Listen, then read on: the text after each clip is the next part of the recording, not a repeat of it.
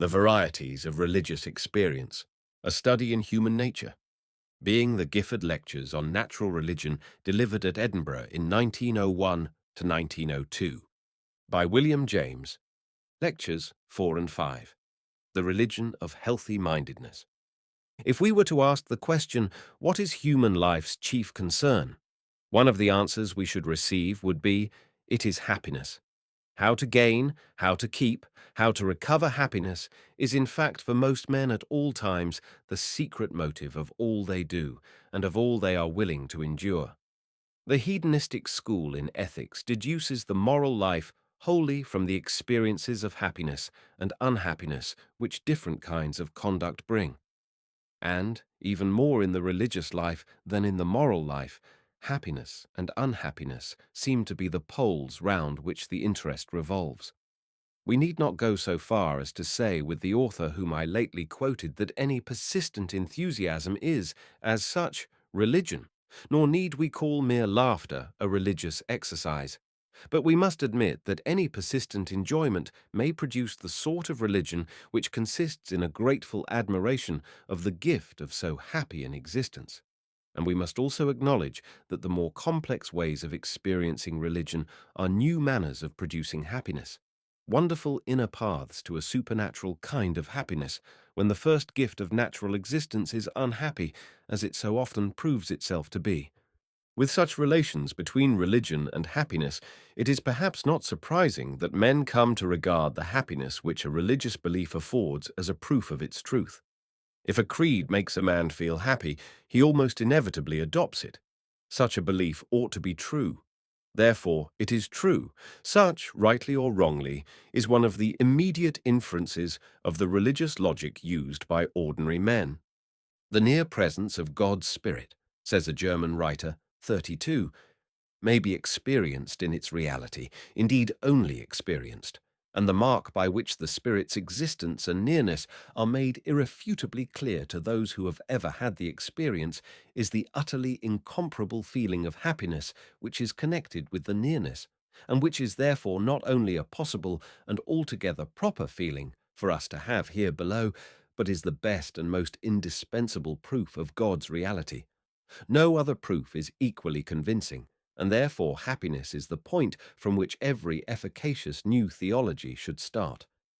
In the hour immediately before us, I shall invite you to consider the simpler kinds of religious happiness, leaving the more complex sorts to be treated on a later day.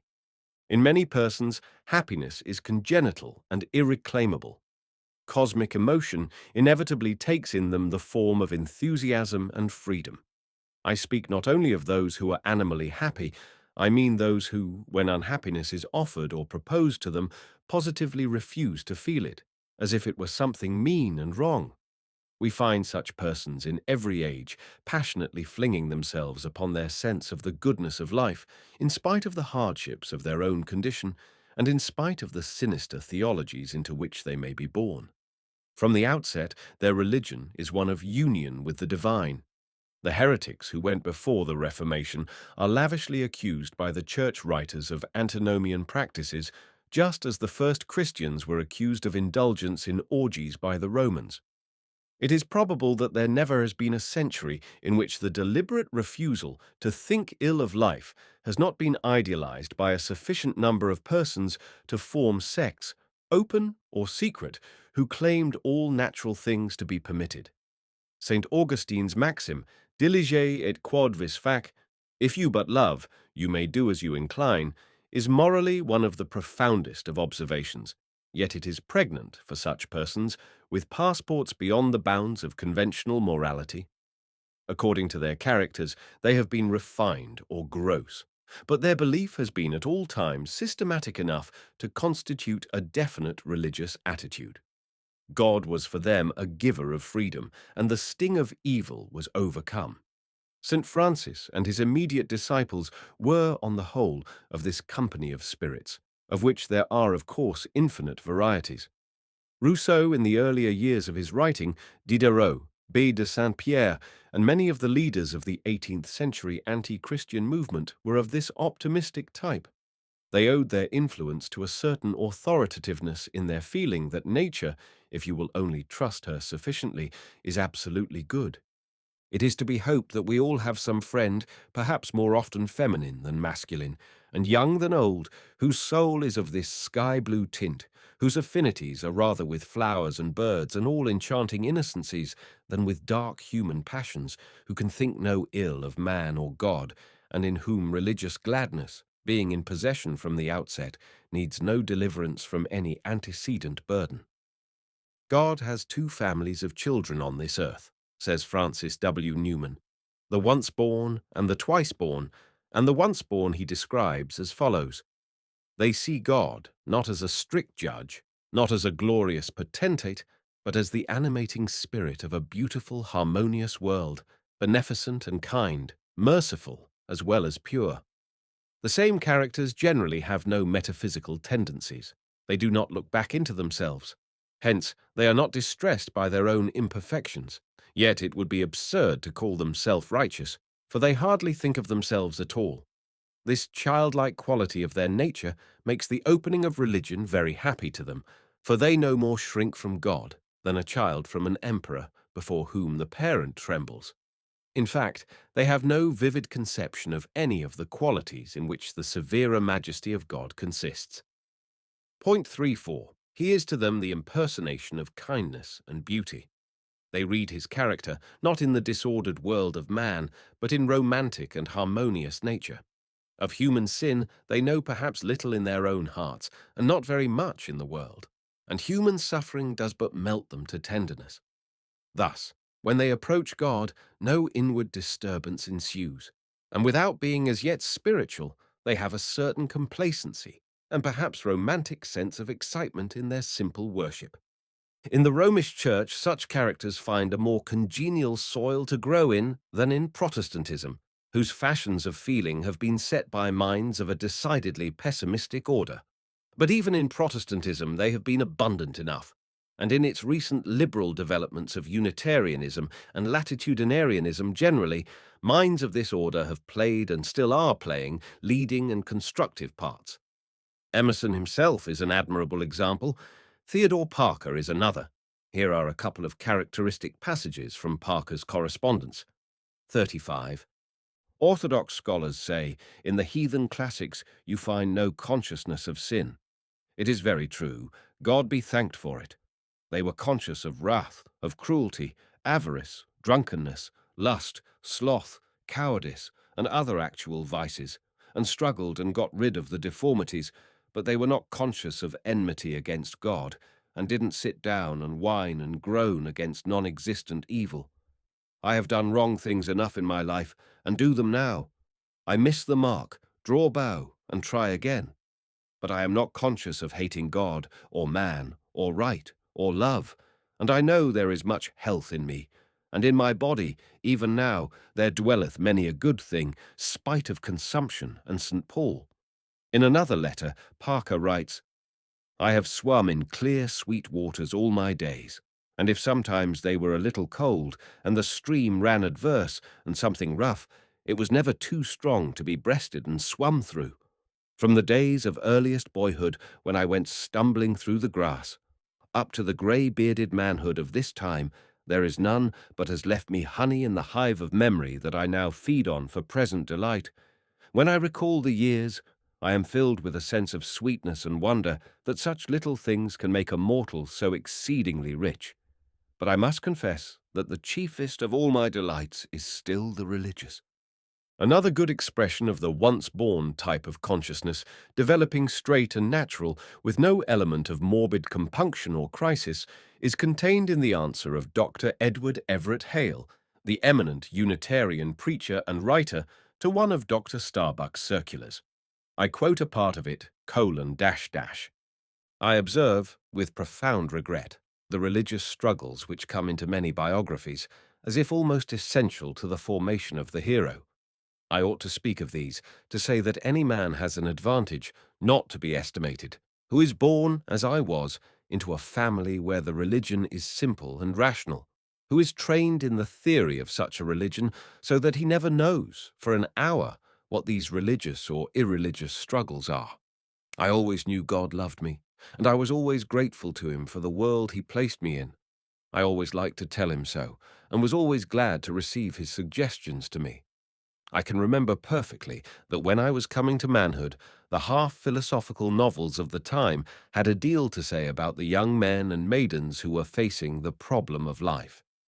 I had no idea whatever what the problem of life was. To live with all my might seemed to me easy. To learn where there was so much to learn seemed pleasant and almost of course. To lend a hand, if one had a chance, natural. And if one did this, why, he enjoyed life, because he could not help it, and without proving to himself that he ought to enjoy it. A child who is early, taught that he is God's child, that he may live and move and have his being in God, and that he has, therefore, infinite strength at hand for the conquering of any difficulty, will take life more easily, and probably will make more of it than one who is told that he is born the child of wrath and wholly incapable of good. 36. One can but recognize in such writers as these the presence of a temperament organically weighted on the side of cheer and fatally forbidden to linger, as those of opposite temperament linger, over the darker aspects of the universe. In some individuals, optimism may become quasi-pathological. The capacity for even a transient sadness or a momentary humility seems cut off from them as by a kind of congenital anesthesia. The supreme contemporary example of such an inability to feel evil is, of course, Walt Whitman. His favorite occupation, writes his disciple Dr. Berkey, seemed to be strolling or sauntering about outdoors by himself, looking at the grass, the trees, the flowers, the vistas of light, the varying aspects of the sky, and listening to the birds, the crickets, the tree frogs, and all the hundreds of natural sounds. It was evident that these things gave him a pleasure far beyond what they give to ordinary people. Until I knew the man, continues Dr. Buck, it had not occurred to me that anyone could derive so much absolute happiness from these things as he did. He was very fond of flowers, either wild or cultivated, liked all sorts. I think he admired lilacs and sunflowers just as much as roses. Perhaps, indeed, no man who ever lived liked so many things and disliked so few as Walt Whitman. All natural objects seemed to have a charm for him. All sights and sounds seemed to please him. He appeared to like, and I believe he did like, all the men, women, and children he saw, though I never knew him to say that he liked anyone. But each who knew him felt that he liked him or her, and that he liked others also. I never knew him to argue or dispute, and he never spoke about money. He always justified, sometimes playfully, sometimes quite seriously, those who spoke harshly of himself or his writings, and I often thought he even took pleasure in the opposition of enemies. When I first knew, I used to think that he watched himself, and would not allow his tongue to give expression to fretfulness, antipathy, complaint, and remonstrance. It did not occur to me as possible that these mental states could be absent in him. After long observation, however, I satisfied myself that such absence or unconsciousness was entirely real. He never spoke deprecatingly of any nationality or class of men, or time in the world's history, or against any trades or occupations, not even against any animals, insects, or inanimate things, nor any of the laws of nature, nor any of the results of those laws, such as illness, deformity, and death. He never complained or grumbled either at the weather, pain, illness, or anything else. He never swore. He could not very well, since he never spoke in anger and apparently never was angry. He never exhibited fear, and I do not believe he ever felt it. 38. Walt Whitman owes his importance in literature to the systematic expulsion from his writings of all contractile elements. The only sentiments he allowed himself to express were of the expansive order, and he expressed these in the first person, not as your mere monstrously conceited individual might so express them, but vicariously for all men, so that a passionate and mystic ontological emotion suffuses his words and ends by persuading the reader that men and women, life and death, and all things are divinely good. Thus it has come about that many persons today regard Walt Whitman as the restorer of the eternal natural religion. He has infected them with his own love of comrades, with his own gladness that he and they exist. Societies are actually formed for his cult, A periodical organ exists for its propagation, in which the lines of orthodoxy and heterodoxy are already beginning to be drawn. 39 hymns are written by others in his peculiar prosody, and he is even explicitly compared with the founder of the Christian religion, not altogether to the advantage of the latter. Whitman is often spoken of as a pagan. The word nowadays means sometimes the mere natural animal man without a sense of sin. Sometimes it means a Greek or Roman with his own peculiar religious consciousness. In neither of these senses does it fitly define this poet. He is more than your mere animal man who has not tasted of the tree of good and evil. He is aware enough of sin for a swagger to be present in his indifference towards it, a conscious pride in his freedom from flexions and contractions, which your genuine pagan, in the first sense of the word, would never show. I could turn and live with animals. They are so placid and self-contained. I stand and look at them long and long. They do not sweat and whine about their condition. They do not lie awake in the dark and weep for their sins. Not one is dissatisfied. Not one is demented with the mania of owning things. Not one kneels to another, nor to his kind that lived thousands of years ago. Not one is respectable or unhappy over the whole earth. 40. No natural pagan could have written these well-known lines. But on the other hand, Whitman is less than a Greek or Roman, for their consciousness, even in Homeric times, was full to the brim of the sad mortality of this sunlit world, and such a consciousness Walt Whitman resolutely refuses to adopt. When, for example, Achilles, about to slay Lycaon, Priam's young son, hears him sue for mercy, he stops to say, "Ah, friend, thou too must die. Why thus lamentest thou? Patroclus too is dead, who was better far than thou. Over me too hang death and forceful fate. There cometh morn or eve or some noonday, when my life too some man shall take in battle, whether with spear he smite or arrow from the string." Then Achilles savagely severs the poor boy's neck with his sword, heaves him by the foot into the Scamander, and calls to the fishes of the river to eat the white fat of Lycaon. Just as here the cruelty and the sympathy each ring true, and do not mix or interfere with one another, so did the Greeks and Romans keep all their sadnesses and gladnesses unmingled and entire. Instinctive good they did not reckon sin, nor had they any such desire to save the credit of the universe as to make them insist, as so many of us insist, that what immediately appears as evil must be good in the making, or something equally ingenious. Good was good, and bad just bad, for the earlier Greeks. They neither denied the ills of nature.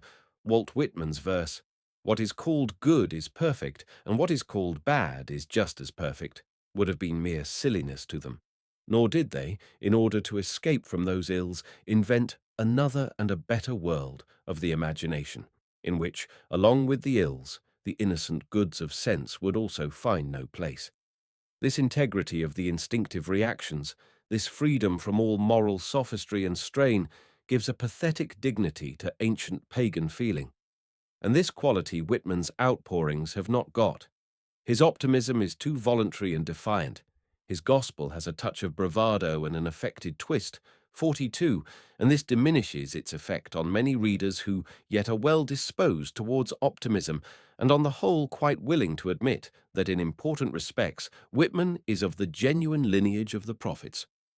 If, then, we give the name of healthy-mindedness to the tendency which looks on all things and sees that they are good, we find that we must distinguish between a more involuntary and a more voluntary or systematic way of being healthy-minded. In its involuntary variety, healthy-mindedness is a way of feeling happy about things immediately. In its systematical variety, it is an abstract way of conceiving things as good. Every abstract way of conceiving things selects some one aspect of them as their essence for the time being and disregards the other aspects. Systematic healthy-mindedness, conceiving good as the essential and universal aspect of being, deliberately excludes evil from its field of vision. And although, when thus nakedly stated, this might seem a difficult feat to perform for one who is intellectually sincere with himself and honest about facts, a little reflection shows that the situation is too complex to lie open to so simple a criticism. In the first place, happiness, like every other emotional state, has blindness and insensibility to opposing facts given it as its instinctive weapon for self-protection against disturbance. When happiness is actually in possession, the thought of evil can no more acquire the feeling of reality than the thought of good can gain reality when melancholy rules. To the man actively happy, from whatever cause, evil simply cannot then and there be believed in. He must ignore it, and to the bystander, he may then seem perversely to shut his eyes to it and hush it up. But more than this, the hushing of it up may, in a perfectly candid and honest mind, grow into a deliberate religious policy, or party prease. Much of what we call evil is due entirely to the way men take the phenomenon. It can so often be converted into a bracing and tonic good by a simple change of the sufferer's inner attitude from one of fear to one of fight. Its sting so often departs and turns into a relish when, after vainly seeking to shun it, we agree to face about and bear it cheerfully, that a man is simply bound in honor with reference to many of the facts that seem at first to disconcert his peace, to adopt this way of escape. Refuse to admit their badness, despise their power, ignore their presence, turn your attention the other way, and so far as you yourself are concerned at any rate, though the facts may still exist, their evil character exists no longer. Since you make them evil or good by your own thoughts about them, it is the ruling of your thoughts which proves to be your principal concern. The deliberate adoption of an optimistic turn of mind thus makes its entrance into philosophy, and once in, it is hard to trace its lawful bounds.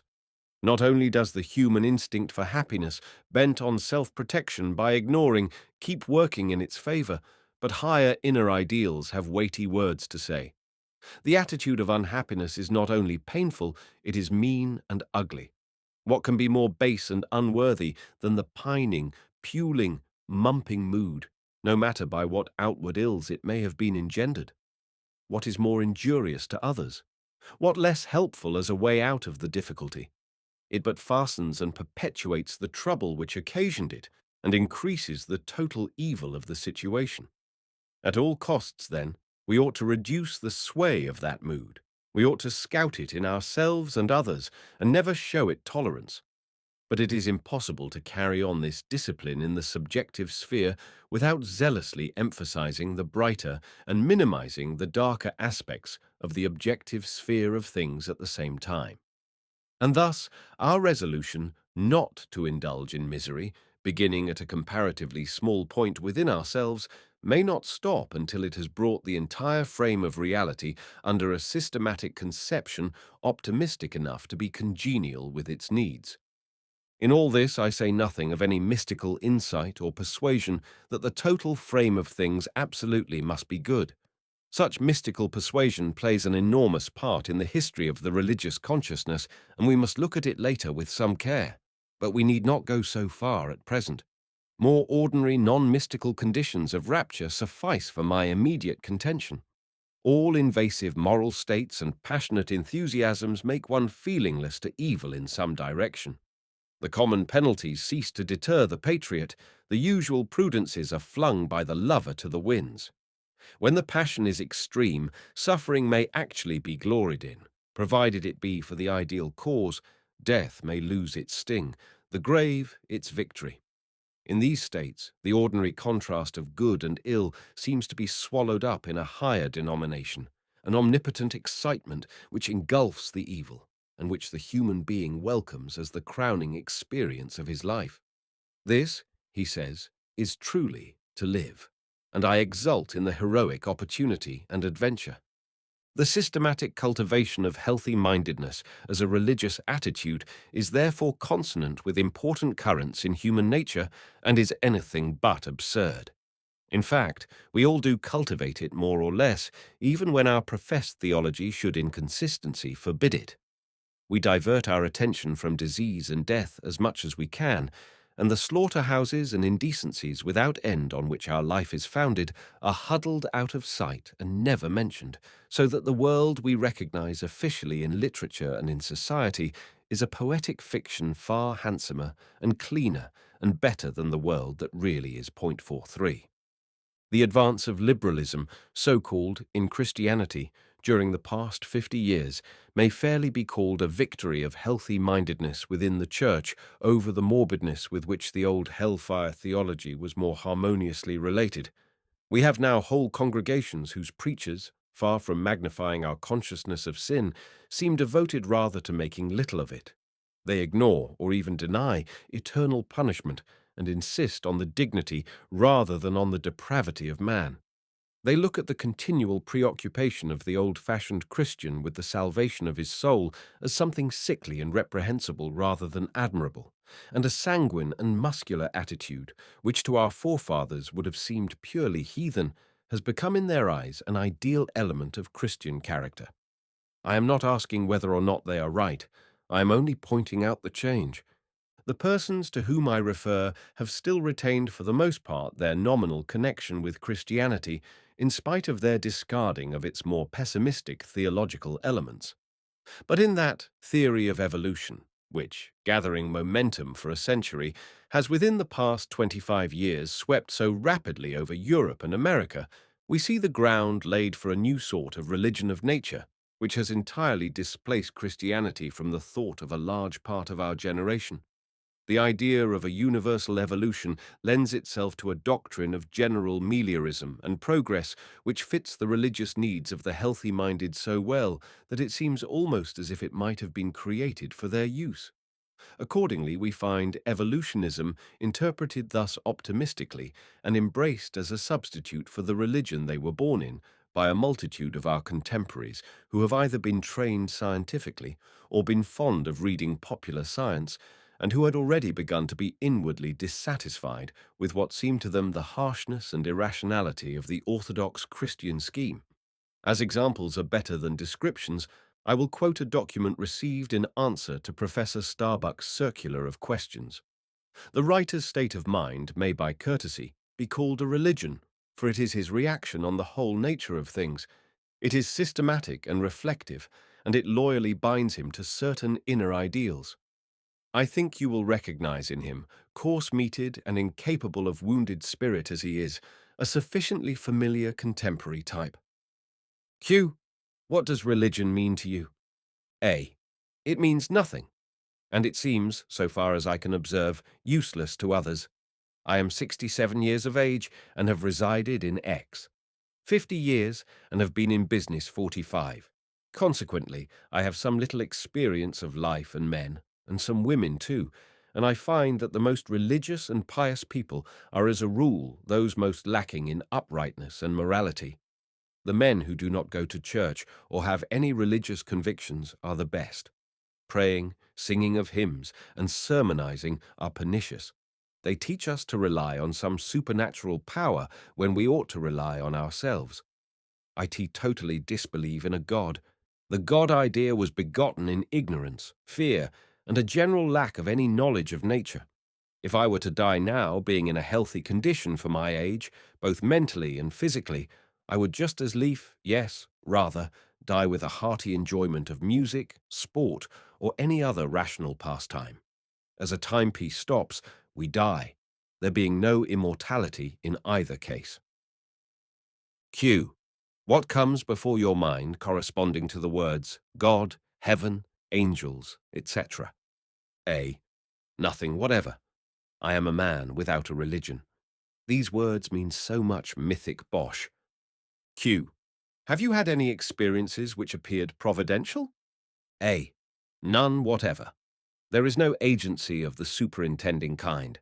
A little judicious observation, as well as knowledge of scientific law, will convince any one of this fact. Q. What things work most strongly on your emotions? A. Lively songs and music.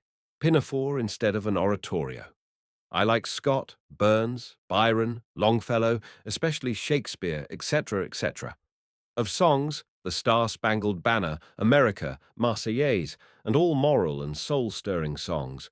but wishy-washy hymns are my detestation.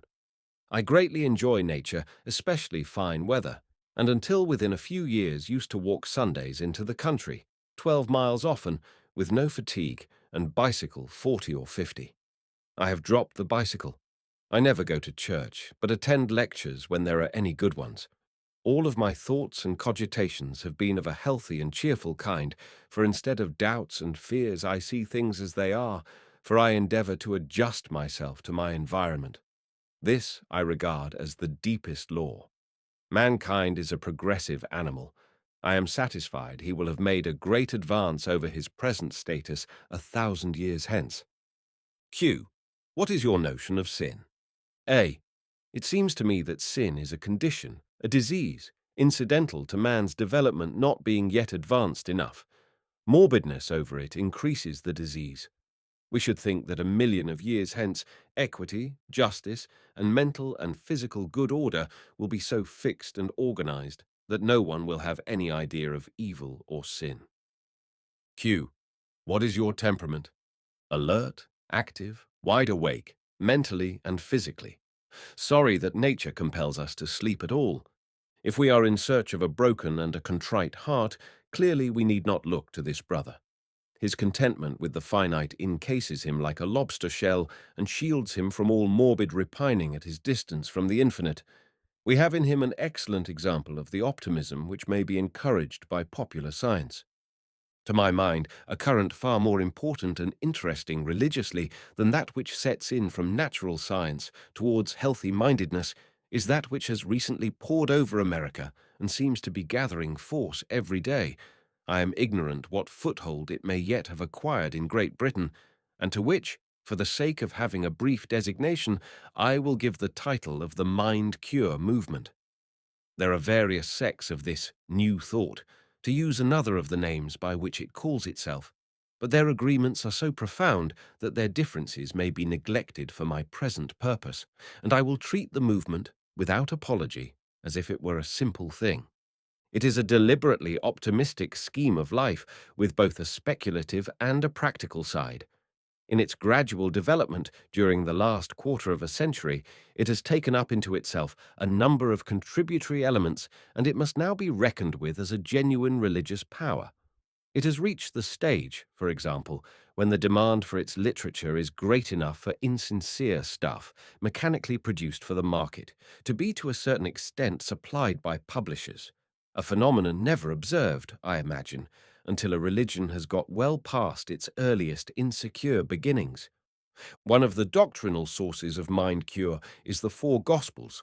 Another is Emersonianism, or New England Transcendentalism. Another is Berkeleyan idealism.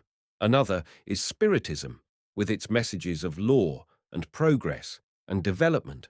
Another, the optimistic popular science evolutionism of which I have recently spoken. And finally, Hinduism has contributed a strain. But the most characteristic feature of the mind cure movement is an inspiration much more direct.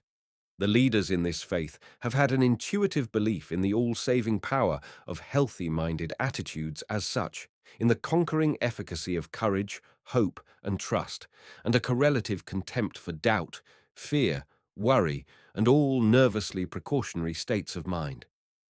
Their belief has in a general way been corroborated by the practical experience of their disciples, and this experience forms today a mass imposing in amount. The blind have been made to see, the halt to walk. Lifelong invalids have had their health restored. The moral fruits have been no less remarkable. The deliberate adoption of a healthy-minded attitude has proved possible to many who never supposed they had it in them. Regeneration of character has gone on an extensive scale, and cheerfulness has been restored to countless homes. The indirect influence of this has been great. The mind cure principles are beginning so to pervade the air that one catches their spirit at second hand. One hears of the Gospel of Relaxation, of the Don't Worry movement, of people who repeat to themselves youth, health, vigor when dressing in the morning as their motto for the day. Complaints of the weather are getting to be forbidden in many households, and more people are recognizing it to be bad form to speak of disagreeable sensations or to make much of the ordinary inconveniences and ailments of life. These general tonic effects on public opinion would be good even if the more striking results were non-existent. But the latter abound so that we can afford to overlook the innumerable failures and self-deceptions that are mixed in with them, for in everything, human failure is a matter of course, and we can also overlook the verbiage of a good deal of the mind-cure literature, some of which is so moonstruck with optimism and so vaguely expressed that an academically trained intellect finds it almost impossible to read it at all. The plain fact remains that the spread of the movement has been due to practical fruits, and the extremely practical turn of character of the American people has never been better shown than by the fact that this, their only decidedly original contribution to the systematic philosophy of life, should be so intimately knit up with concrete therapeutics. To the importance of mind cure, the medical and clerical professions in the United States are beginning, though with much recalcitrancy and protesting, to open their eyes. It is evidently bound to develop still farther, both speculatively and practically, and its latest writers are far and away the ablest of the group. Point 45. It matters nothing that, just as there are hosts of persons who cannot pray, so there are greater hosts who cannot by any possibility be influenced by the mind-curer's ideas. For our immediate purpose, the important point is that so large a number should exist who can be so influenced. They form a psychic type to be studied with respect. 46. To come now to a little closer quarters with their creed.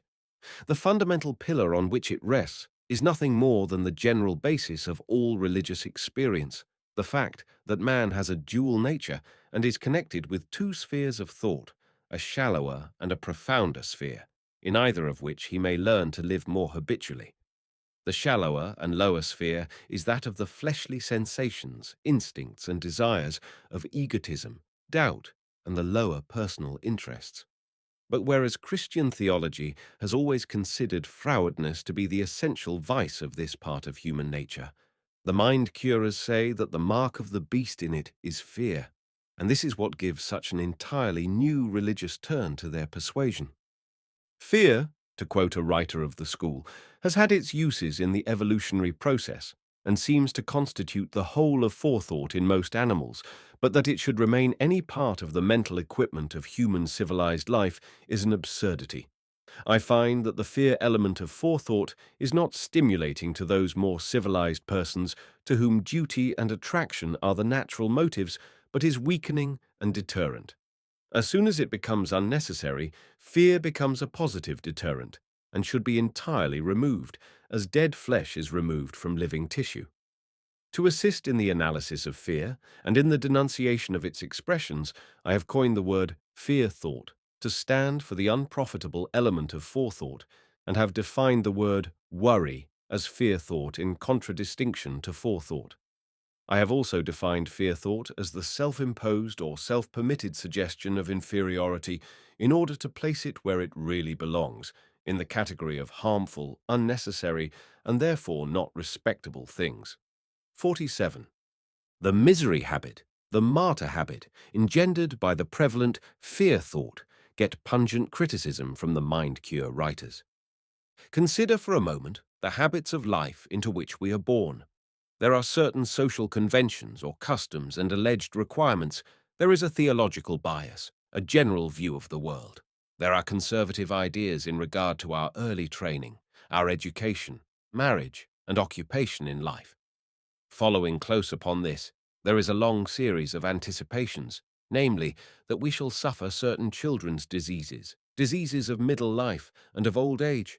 The thought that we shall grow old, lose our faculties, and again become childlike, while crowning all is the fear of death. Then there is a long line of particular fears and trouble-bearing expectations, such, for example, as ideas associated with certain articles of food, the dread of the east wind, the terrors of hot weather, the aches and pains associated with cold weather, the fear of catching cold if one sits in a draught, the coming of hay fever upon the 14th of August in the middle of the day, and so on through a long list of fears, dreads, worriments, anxieties, anticipations, expectations, pessimisms, morbidities, and the whole ghostly train of fateful shapes which our fellow men, and especially physicians, are ready to help us conjure up, an array worthy to rank with Bradley's unearthly ballet of bloodless categories. Yet this is not all. This vast array is swelled by innumerable volunteers from daily life, the fear of accident, the possibility of calamity, the loss of property, the chance of robbery, of fire, or the outbreak of war. And it is not deemed sufficient to fear for ourselves. When a friend is taken ill, we must forthwith fear the worst and apprehend death. If one meets with sorrow, sympathy means to enter into and increase the suffering. 48. Man, to quote another writer, often has fear stamped upon him before his entrance into the outer world. He is reared in fear. All his life is passed in bondage to fear of disease and death, and thus his whole mentality becomes cramped, limited, and depressed, and his body follows its shrunken pattern and specification. Think of the millions of sensitive and responsive souls among our ancestors who have been under the dominion of such a perpetual nightmare. Is it not surprising that health exists at all? Nothing but the boundless divine love, exuberance, and vitality constantly poured in, even though unconsciously to us, could in some degree neutralize such an ocean of morbidity. 49. Although the disciples of the mind cure often use Christian terminology, one sees from such quotations how widely their notion of the fall of man diverges from that of ordinary Christians. 50. Their notion of man's higher nature is hardly less divergent, being decidedly pantheistic. The spiritual in man appears in the mind cure philosophy as partly conscious, but chiefly subconscious, and through the subconscious part of it, we are already one with the divine without any miracle of grace or abrupt creation of a new inner man.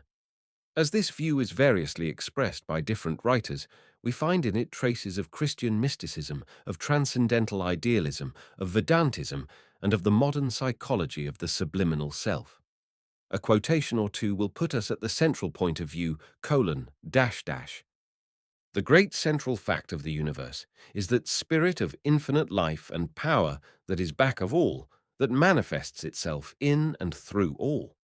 This spirit of infinite life and power that is back of all is what I call God. I care not what term you may use, be it kindly light, providence, the oversoul, omnipotence, or whatever term may be most convenient, so long as we are agreed in regard to the great central fact itself. God then fills the universe alone, so that all is from him and in him, and there is nothing that is outside. He is the life of our very life itself. We are partakers of the life of God, and though we differ from him in that we are individualized spirits, while he is the infinite spirit, including us as well as all else beside, yet in essence the life of God and the life of man are identically the same, and so are one. They differ not in essence or quality, they differ in degree. The great central fact in human life is the coming into a conscious, vital realization of our oneness with this infinite life, and the opening of ourselves fully to this divine inflow. In just the degree that we come into a conscious realization of our oneness with the infinite life, and open ourselves to this divine inflow, do we actualize in ourselves the qualities and powers of the infinite life? Do we make ourselves channels through which the infinite intelligence and power can work? In just the degree in which you realize your oneness with the infinite spirit, you will exchange dis-ease for ease, inharmony for harmony, suffering and pain for abounding health and strength. To recognize our own divinity and our intimate relation to the universal is to attach the belts of our machinery to the powerhouse of the universe. One need remain in hell no longer than one chooses to. We can rise to any heaven we ourselves choose, and when we choose so to rise, all the higher powers of the universe combine to help us heavenward. Let me now pass from these abstracter statements to some more concrete accounts of experience with the mind cure religion. I have many answers from correspondents. The only difficulty is to choose. The first two whom I shall quote are my personal friends. One of them, a woman, writing as follows, expresses well the feeling of continuity with the infinite power, by which all mind-cure disciples are inspired. The first underlying cause of all sickness, weakness, or depression is the human sense of separateness from that divine energy which we call God. The soul which can feel and affirm in serene but jubilant confidence, as did the Nazarene, "I and my Father are one," has no further need of healer or of healing. This is the whole truth in a nutshell, and other foundation for wholeness can no man lay than this fact of impregnable divine union. Disease can no longer attack one whose feet are planted on this rock, who feels hourly, momently, the influx of the deific breath. If one with omnipotence, how can weariness enter the consciousness? How illness assail that indomitable spark? This possibility of annulling forever the law of fatigue has been abundantly proven in my own case, for my earlier life bears a record of many, many years of bedridden invalidism, with spine and lower limbs paralyzed. My thoughts were no more impure than they are today, although my belief in the necessity of illness was dense and unenlightened. But since my resurrection in the flesh, I have worked as a healer unceasingly for 14 years without a vacation, and can truthfully assert that I have never known a moment of fatigue or pain, although coming in touch constantly with excessive weakness, illness, and disease of all kinds. For how can a conscious part of deity be sick, since greater is he that is with us than all that can strive against us? My second correspondent, also a woman, sends me the following statement. Life seemed difficult to me at one time. I was always breaking down and had several attacks of what is called nervous prostration, with terrible insomnia, being on the verge of insanity, besides having many other troubles, especially of the digestive organs. I had been sent away from home in charge of doctors, had taken all the narcotics, stopped all work, been fed up, and in fact knew all the doctors within reach. But I never recovered permanently till this new thought took possession of me. I think that the one thing which impressed me most was learning the fact that we must be in absolutely constant relation or mental touch, this word is to me very expressive, with that essence of life which permeates all and which we call God. This is almost unrecognizable unless we live it into ourselves, actually, that is, by a constant turning to the very innermost, deepest consciousness of our real selves or of God in us, for illumination from within, just as we turn to the sun for light, warmth, and invigoration without. When you do this consciously, realizing that to turn inward to the light within you is to live in the presence of God or your divine self, you soon discover the unreality of the objects to which you have hitherto been turning and which have engrossed you without. I have come to disregard the meaning of this attitude for bodily health as such, because that comes of itself as an incidental result, and cannot be found by any special mental act or desire to have it, beyond that general attitude of mind I have referred to above. That which we usually make the object of life, those outer things we are all so wildly seeking, which we so often live and die for, but which then do not give us peace and happiness, they should all come of themselves as accessory, and as the mere outcome or natural result of a far higher life sunk deep in the bosom of the Spirit. This life is the real seeking of the kingdom of God, the desire for his supremacy in our hearts, so that all else comes as that which shall be added unto you, as quite incidental and as a surprise to us, perhaps. And yet it is the proof of the reality of the perfect poise in the very center of our being. When I say that we commonly make the object of our life that which we should not work for primarily, I mean many things which the world considers praiseworthy and excellent, such as success in business, fame as author or artist, physician or lawyer, or renown in philanthropic undertakings. Such things should be results, not objects. I would also include pleasures of many kinds which seem harmless and good at the time and are pursued because many accept them.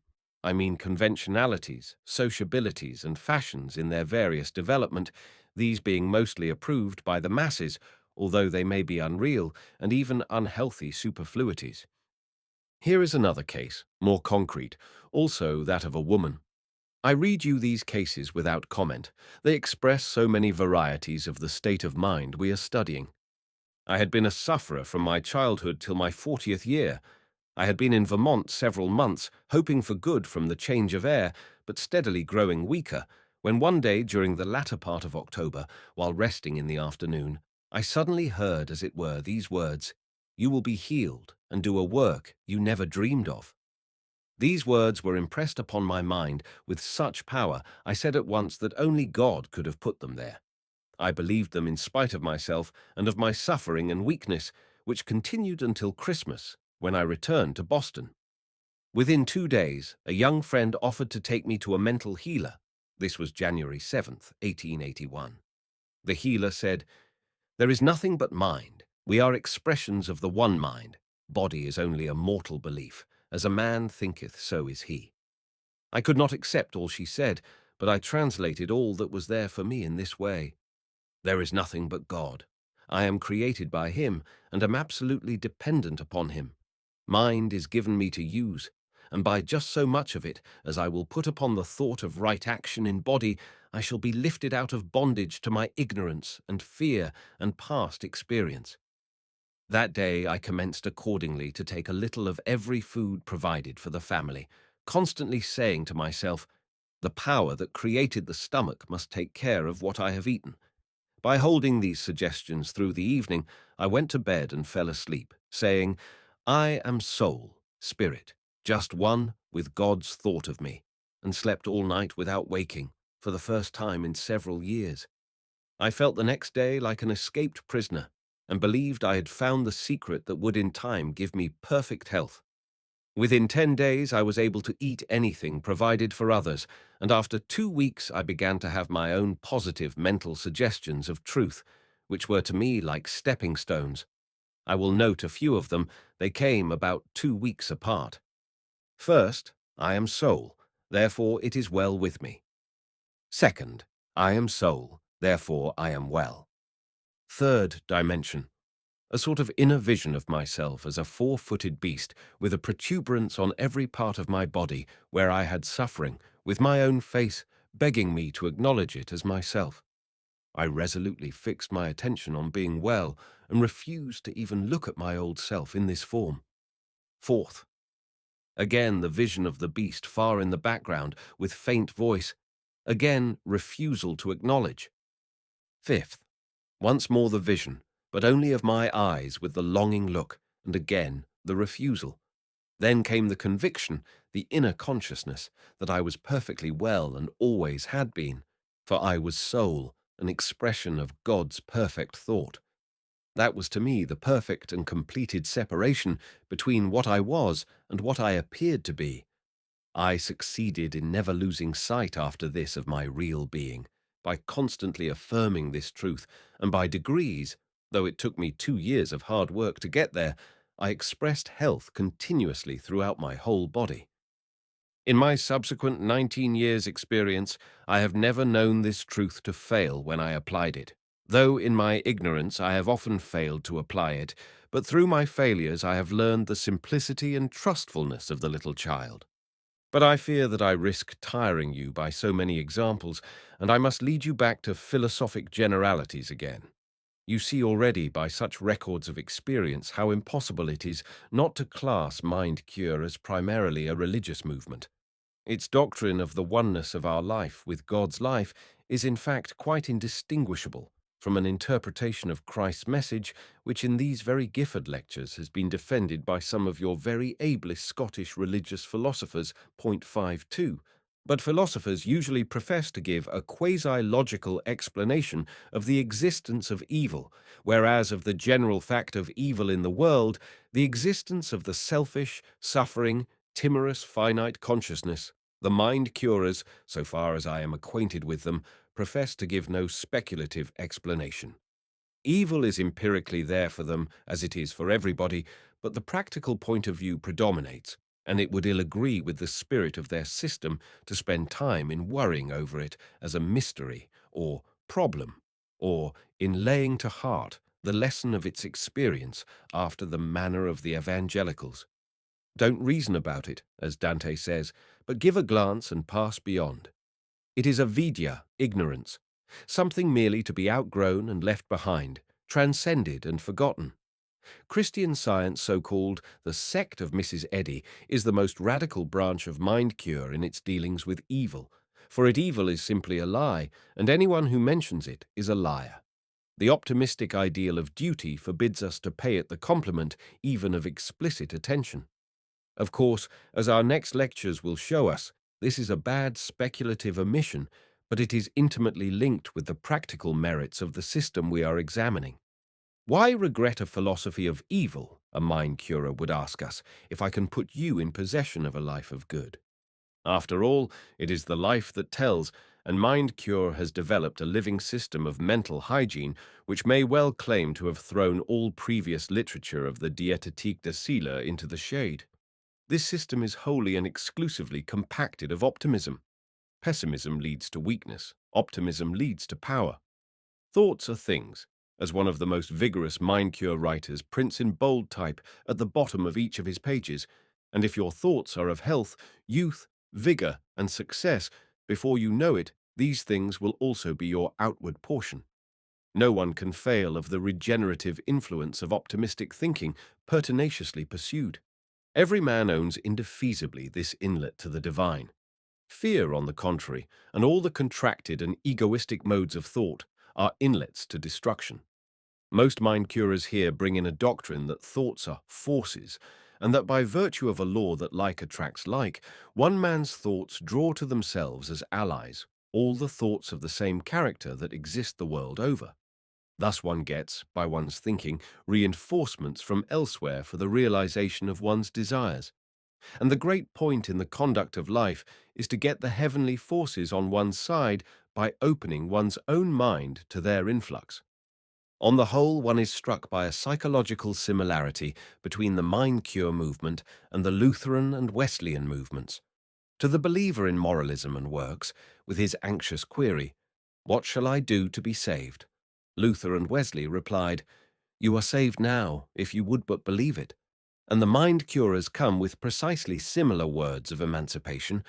They speak, it is true, to persons for whom the conception of salvation has lost its ancient theological meaning, but who labor nevertheless with the same eternal human difficulty. Things are wrong with them, and what shall I do to be clear, right, sound, whole, well, is the form of their question. And the answer is, you are well, sound, and clear already, if you did but know it. The whole matter may be summed up in one sentence, says one of the authors whom I have already quoted. God is well, and so are you. You must awaken to the knowledge of your real being. The adequacy of their message to the mental needs of a large fraction of mankind is what gave force to those earlier Gospels. Exactly the same adequacy holds in the case of the mind cure message, foolish as it may sound upon its surface, and seeing its rapid growth in influence and its therapeutic triumphs, one is tempted to ask whether it may not be destined, probably by very reason of the crudity and extravagance of many of its manifestations, 53, to play a part almost as great in the evolution of the popular religion of the future as did those earlier movements in their day. But I here fear that I may begin to jar upon the nerves of some of the members of this academic audience. Such contemporary vagaries, you may think, should hardly take so large a place in dignified Gifford lectures. I can only beseech you to have patience. The whole outcome of these lectures will, I imagine, be the emphasizing to your mind of the enormous diversities which the spiritual lives of different men exhibit. Their wants, their susceptibilities, and their capacities all vary and must be classed under different heads. The result is that we have really different types of religious experience, and, seeking in these lectures closer acquaintance with the healthy-minded type, we must take it where we find it in most radical form. The psychology of individual types of character has hardly begun even to be sketched as yet. Our lectures may possibly serve as a crumb-like contribution to the structure.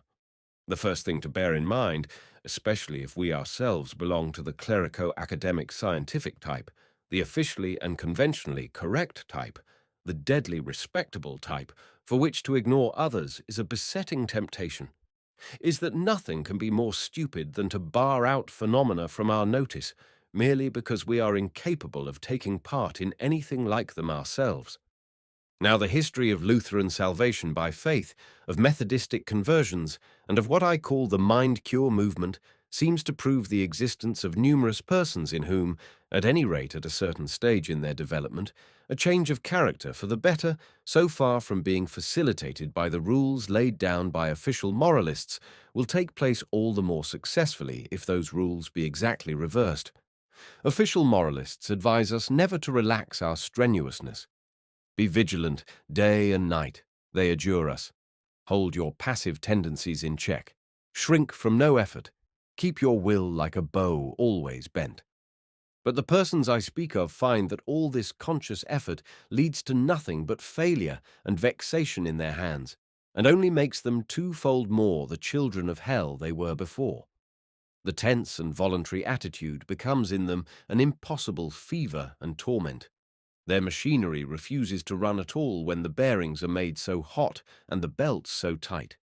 Under these circumstances, the way to success, as vouched for by innumerable authentic personal narrations, is by an anti-moralistic method, by the surrender of which I spoke in my second lecture. Passivity, not activity, relaxation, not intentness, should be now the rule. Give up the feeling of responsibility. Let go your hold. Resign the care of your destiny to higher powers. Be genuinely indifferent as to what becomes of it all, and you will find not only that you gain a perfect inward relief, but often also, in addition, the particular goods you sincerely thought you were renouncing. This is the salvation through self-despair, the dying to be truly born of Lutheran theology, the passage into nothing of which Jacob Behmen writes. To get to it, a critical point must usually be passed, a corner turned within one. Something must give way, a native hardness must break down and liquefy. And this event, as we shall abundantly see hereafter, is frequently sudden and automatic, and leaves on the subject an impression that he has been wrought on by an external power. Whatever its ultimate significance may prove to be, this is certainly one fundamental form of human experience.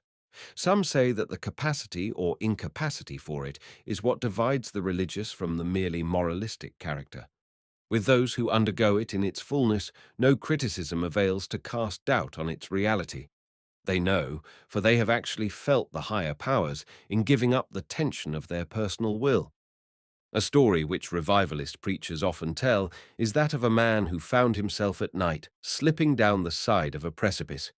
At last he caught a branch which stopped his fall and remained clinging to it in misery for hours. But finally his fingers had to loose their hold, and with a despairing farewell to life, he let himself drop. He fell just 6 inches.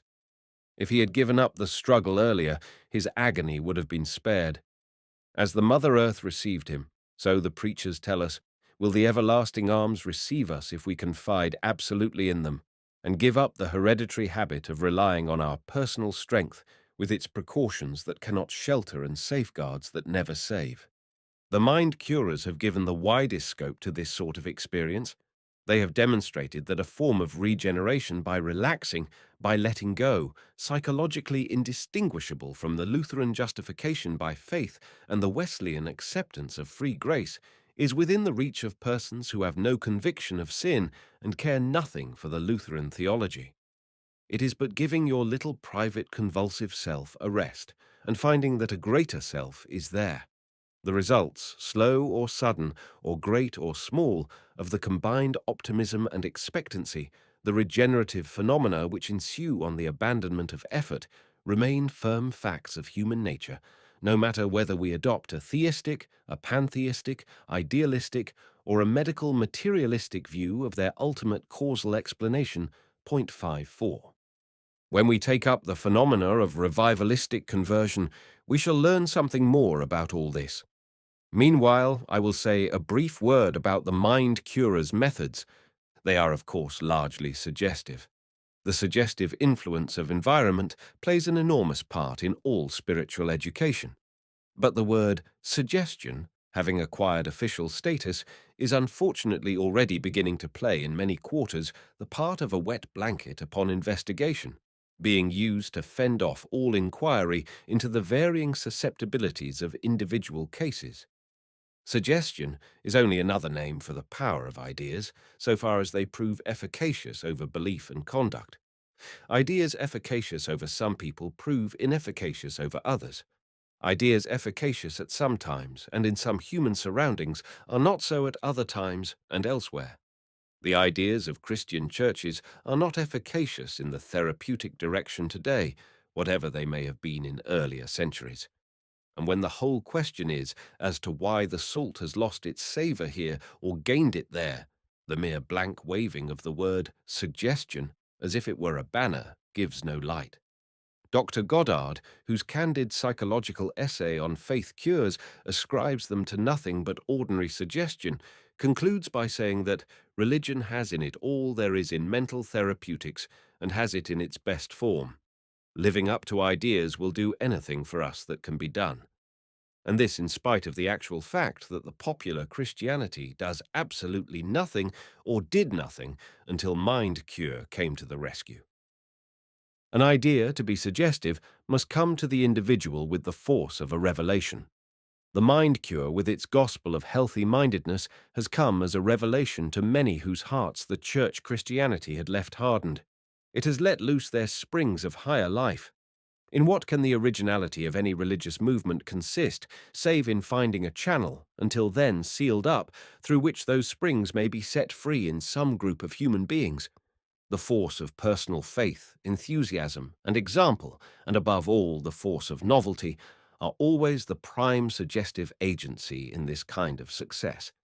If mind cure should ever become official, respectable, and entrenched, these elements of suggestive efficacy will be lost. In its acuter stages, every religion must be a homeless Arab of the desert. The Church knows this well enough, with its everlasting inner struggle of the acute religion of the few against the chronic religion of the many, indurated into an obstructiveness worse than that which irreligion opposes to the movings of the Spirit. We may pray, says Jonathan Edwards, concerning all those saints that are not lively Christians, that they may either be enlivened or taken away. If that be true, that is often said by some at this day, that these cold dead saints do more hurt than natural men, and lead more souls to hell, and that it would be well for mankind if they were all dead. 6. The next condition of success is the apparent existence, in large numbers, of minds who unite healthy-mindedness with readiness for regeneration by letting go. Protestantism has been too pessimistic as regards the natural man. Catholicism has been too legalistic and moralistic for either the one or the other to appeal in any generous way to the type of character formed of this peculiar mingling of elements. However few of us here present may belong to such a type, it is now evident that it forms a specific moral combination, well represented in the world. Finally, mind cure has made what in our Protestant countries is an unprecedentedly great use of the subconscious life. To their reasoned advice and dogmatic assertion, its founders have added systematic exercise in passive relaxation, concentration, and meditation, and have even invoked something like hypnotic practice. I quote some passages at random. The value, the potency of ideals is the great practical truth on which the new thought most strongly insists. The development, namely from within outward, from small to great. 57. Consequently, one's thought should be centered on the ideal outcome, even though this trust be literally like a step in the dark. Point 58. To attain the ability thus effectively to direct the mind, the new thought advises the practice of concentration, or in other words, the attainment of self-control. One is to learn to marshal the tendencies of the mind so that they may be held together as a unit by the chosen ideal. To this end, one should set apart times for silent meditation by one's self, preferably in a room where the surroundings are favorable to spiritual thought. In New Thought terms, this is called entering the silence. 59. The time will come when in the busy office or on the noisy street, you can enter into the silence by simply drawing the mantle of your own thoughts about you and realizing that there and everywhere the spirit of infinite life, love, wisdom, peace, power, and plenty is guiding, keeping, protecting, leading you. This is the spirit of continual prayer, doing business constantly, and often talking loudly. Entirely undisturbed by the many various sounds about him, this self-centered faithful man would, in any moment of perplexity, draw the curtains of privacy so completely about him that he would be as fully enclosed in his own psychic aura and thereby as effectually removed from all distractions as though he were alone in some primeval wood. Taking his difficulty with him into the mystic silence in the form of a direct question to which he expected a certain answer, he would remain utterly passive until the reply came, and never once through many years' experience did he find himself disappointed or misled. Wherein, I should like to know, does this intrinsically differ from the practice of recollection, which plays so great a part in Catholic discipline, otherwise called the practice of the presence of God, and so known among ourselves, as for instance in Jeremy Taylor? It is thus defined by the eminent teacher Alvarez de Paz in his work on contemplation. It is the recollection of God, the thought of God, which in all places and circumstances makes us see him present, lets us commune respectfully and lovingly with him, and fills us with desire and affection for him.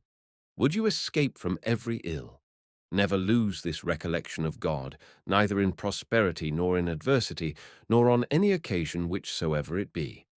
Invoke not, to excuse yourself from this duty, either the difficulty or the importance of your business, for you can always remember that God sees you, that you are under his eye. If 1,000 times an hour you forget him, reanimate 1,000 times the recollection.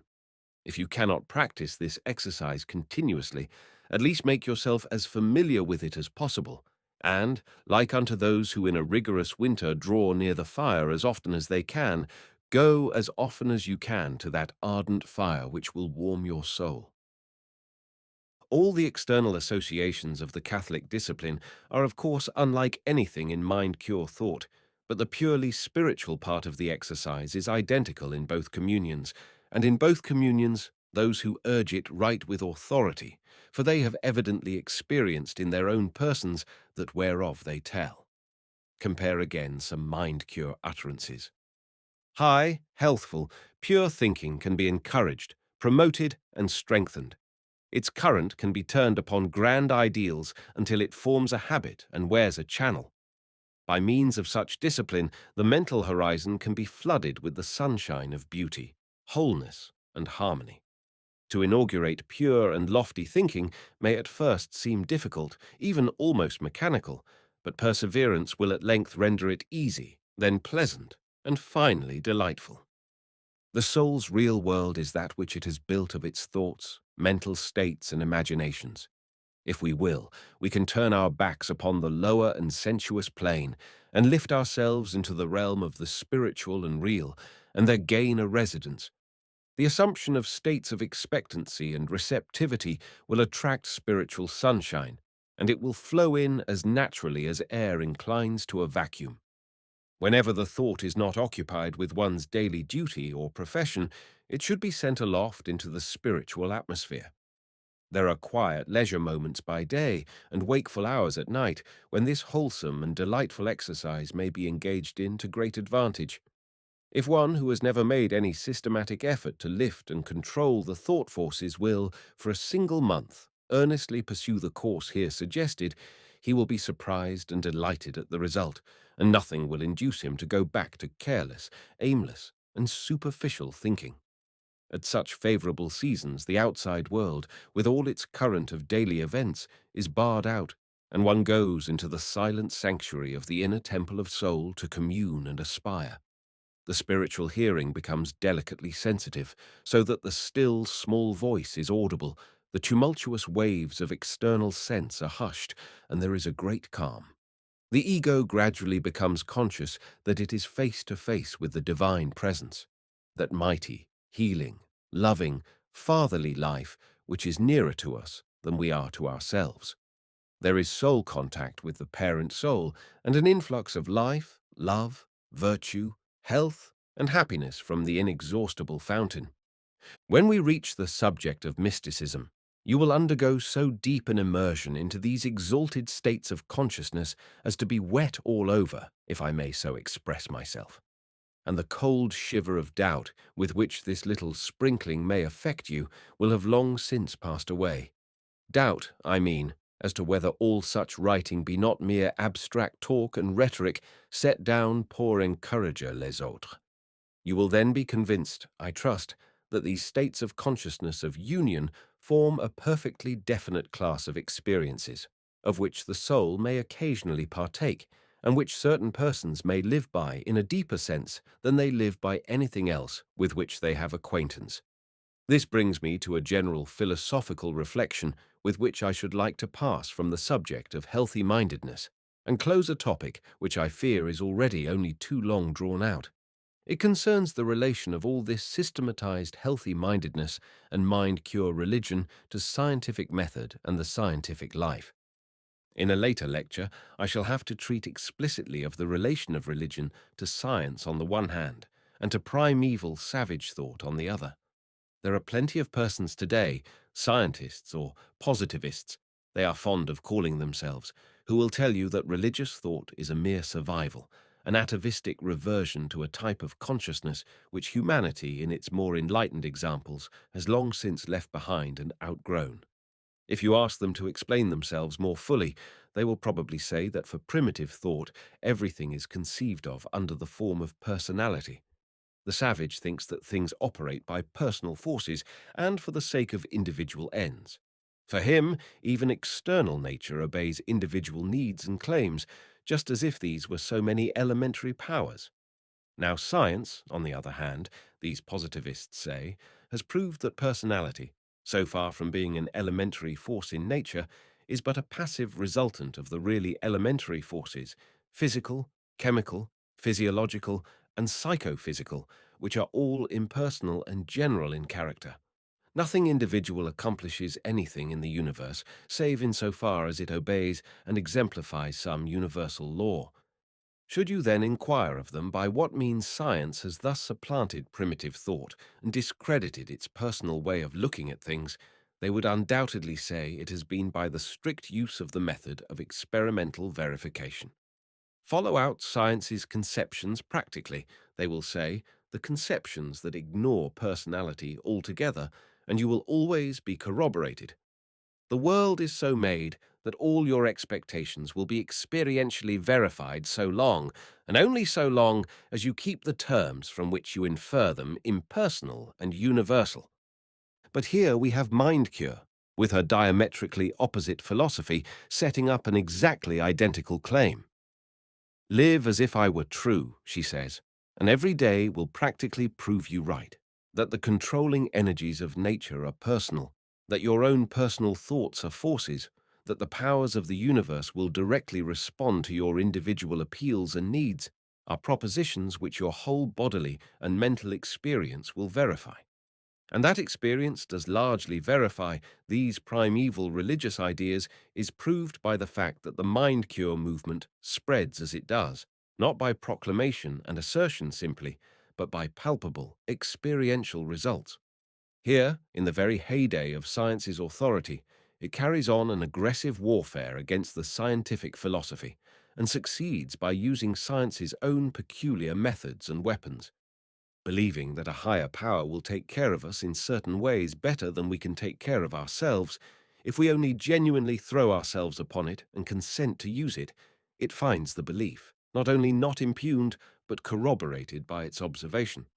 How conversions are thus made and converts confirmed is evident enough from the narratives which I have quoted.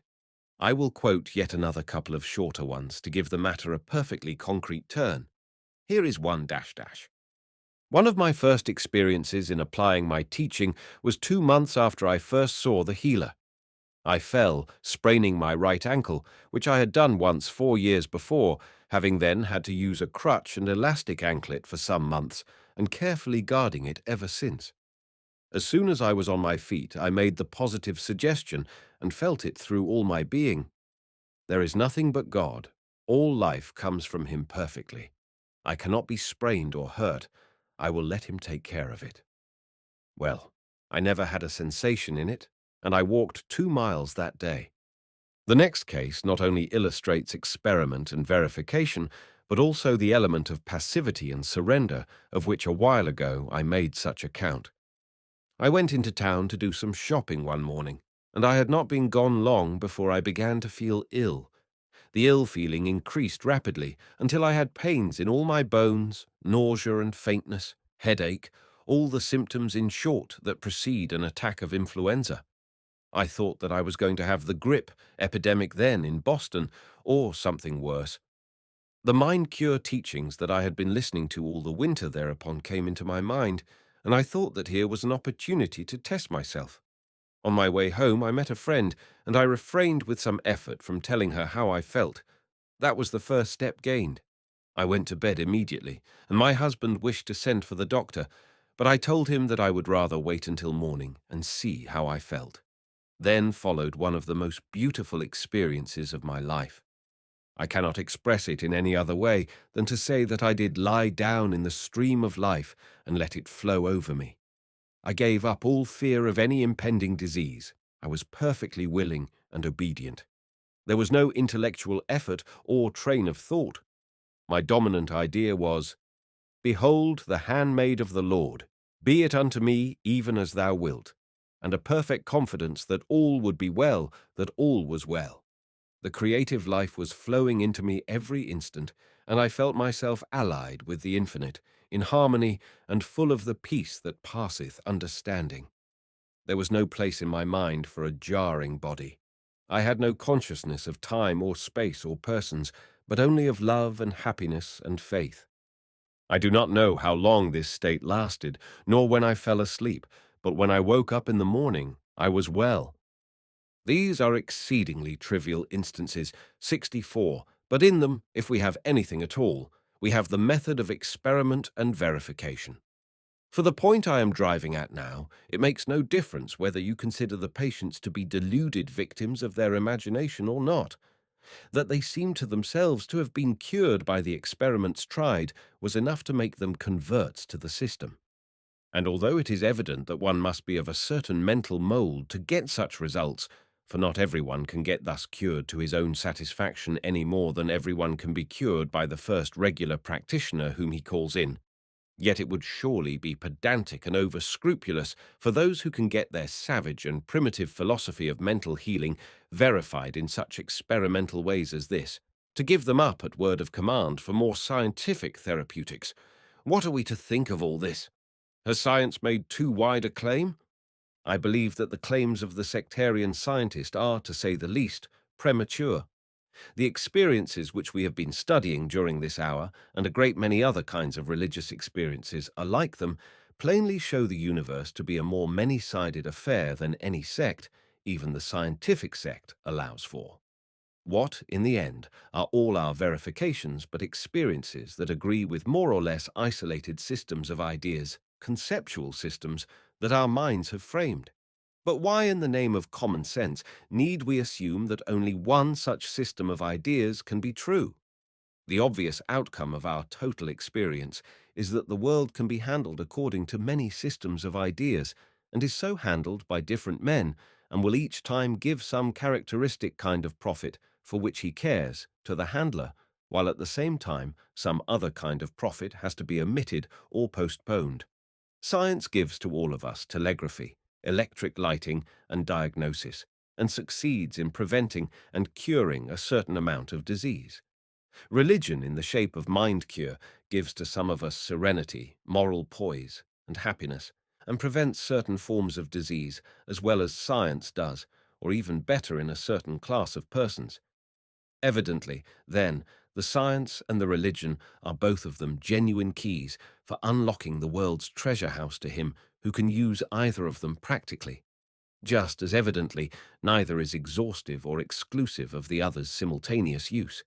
And why, after all, may not the world be so complex as to consist of many interpenetrating spheres of reality, which we can thus approach in alternation by using different conceptions and assuming different attitudes, just as mathematicians handle the same numerical and spatial facts by geometry, by analytical geometry, by algebra, by the calculus, or by quaternions, and each time come out right? On this view, religion and science, each verified in its own way, from hour to hour and from life to life, would be co-eternal. Primitive thought, with its belief in individualized personal forces, seems at any rate as far as ever from being driven by science from the field today. Numbers of educated people still find it the directest experimental channel by which to carry on their intercourse with reality. Point 65.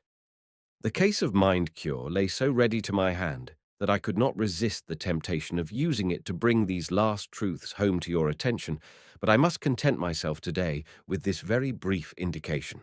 In a later lecture, the relations of religion both to science and to primitive thought will have to receive much more explicit attention.